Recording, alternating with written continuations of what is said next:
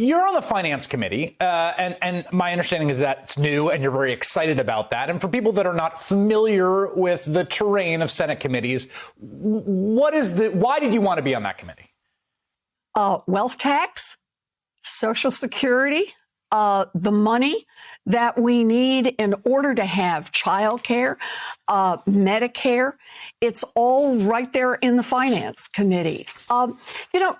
We talk a lot in this country. We talk a lot on your program about inequality in our nation. And much of that inequality has gone forward through things that come through the Finance Committee, like the huge tax cuts that went through at the beginning of the Trump administration. But also much of how we combat inequality goes through that committee as well.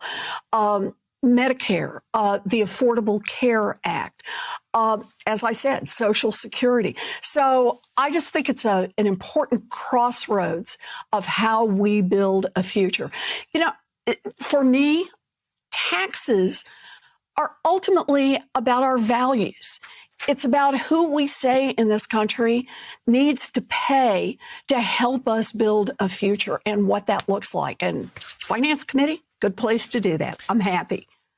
So I have a question about that on the wealth tax. So I think there's a lot of really interesting literature behind the wealth tax, the one that you proposed during the primary. You've talked about introducing it as legislation. Here's my question for you. Do you think of it as a means of raising revenue or a means of attacking inequality and getting rid of certain perverse incentives, which is to say the following: if the deficit were totally balanced, if the government didn't need any more revenue, or if taxes weren't even necessary to fund the government in some alternate universe, would you still want the wealth tax? Yes. And let me explain why. The wealth tax is important in both parts. It's critical for raising revenue, and that revenue is critical for raising opportunity, because that's what this is really about. Right now, we live in an America that is so tilted toward the rich and the powerful.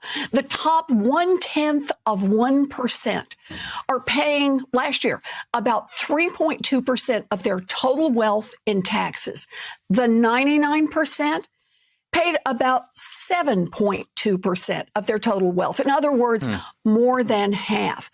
And when the top is not paying a fair share, that's how we end up as a nation that's not making an investment in universal childcare and universal pre-K. An America that's not making an investment in our young people who are trying to get an education, K-12 and post-high school, in technical school and 2-year college and 4-year college.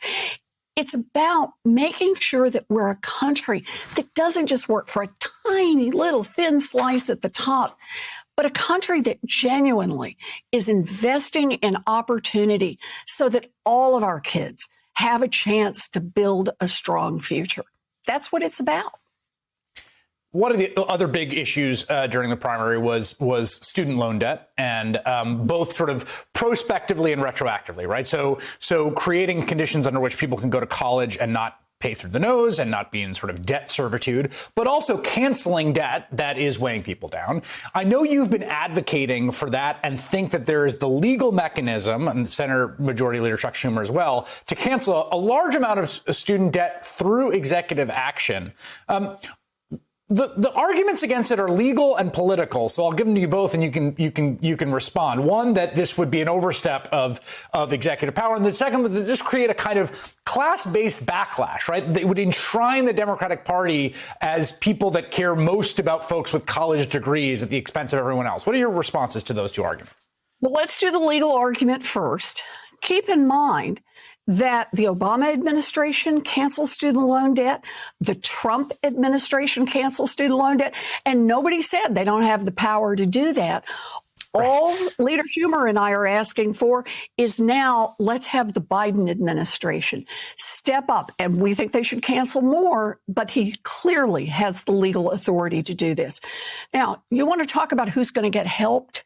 Keep in mind, 40% of the people who are dealing right now with student loan debt do not have a college diploma.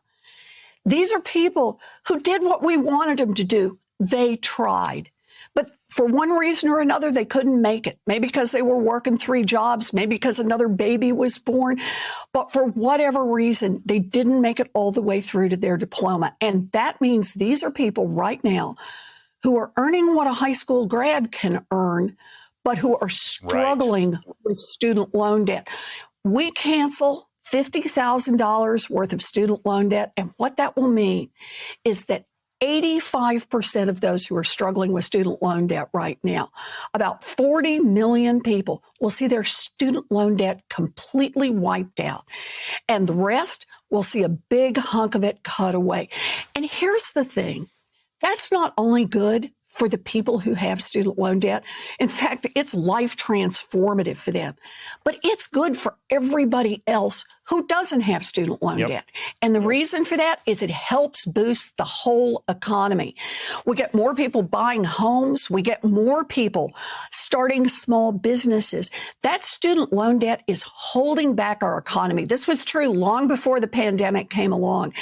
We get people shaken free from that student loan debt, and we have an economy that is stronger, more robust. Number one thing that President Biden can do right now for this economy, cancel $50,000 worth of student loan debt. The number one thing he can do for young people, cancel student loan debt. The number one thing he can do to help close the black-white wealth gap is cancel $50,000 worth of student loan debt. It would be transformative for families and transformative for this nation. Hey, thanks for watching our YouTube channel. You should know that you can follow today's top stories and breaking news and catch up on your favorite MSNBC shows all in one place. Download the NBC News app today.